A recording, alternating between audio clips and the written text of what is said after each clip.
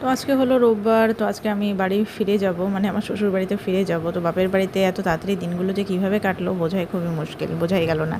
তো যাই হোক, যেহেতু জামাই আসবে ওই জন্য বাবা এদিকে এই যে মিষ্টি নিয়ে এসছে, আবার দই নিয়ে এসছে, এদিকে এই যে রেয়াজি খাসির মাংস নিয়ে এসছে ওর জন্য। তো এদিকে এই যে রান্না চলছে, তো আজকে রান্নাবান্না করছে হচ্ছে সব দিদি। তো দেখো মাংসটা দেখেই তো খুব লোভনীয় লাগছে। তো এই যে কষানো আমাদের প্রায় মোটামুটি হয়ে গেছে। আর কি বলবো, এদিকে আমার বড় চলে এসছে, আর এই যে দেখো শ্বশুরবাড়িতে আসার সঙ্গে সঙ্গে এই যে কষা মাংস খেতেও বসে পড়েছে। আর শ্বশুরবাড়ির মাংসর তো টেস্টই অন্যরকম হয়। আর এদিকে ছেলে হচ্ছে ওর বাবার দিকে তাকিয়ে আছে কেমনভাবে মাংস খাচ্ছে, কি বলবো আর।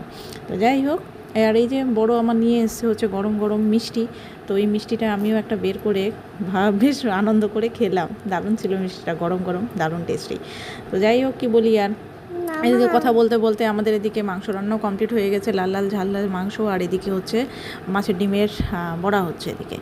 আর কি বলি, আর ভালোই লাগছে না, মনটাই ভালো লাগছে না, বাড়ি ফিরে আসতেই হবে। আর এদিকে আমার ছেলের কাণ্ড দেখো, বাবাকে ধরেছে যে ওকে নিয়ে একবার ঘুরতেই হবে।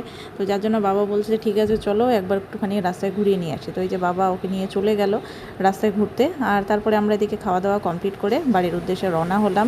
তো কি করব, তাড়াতাড়ি বেরোতেই হবে, কারণ এখন বৃষ্টির ওয়েদার, যখন তখন বৃষ্টি নামবে। তো যার জন্য তাড়াতাড়ি আমরা বেরিয়ে পড়েছি তিনজনে। তো এই যে টোটোর মধ্যে বসে আছি, এখন সোজা বাড়ির উদ্দেশ্যে।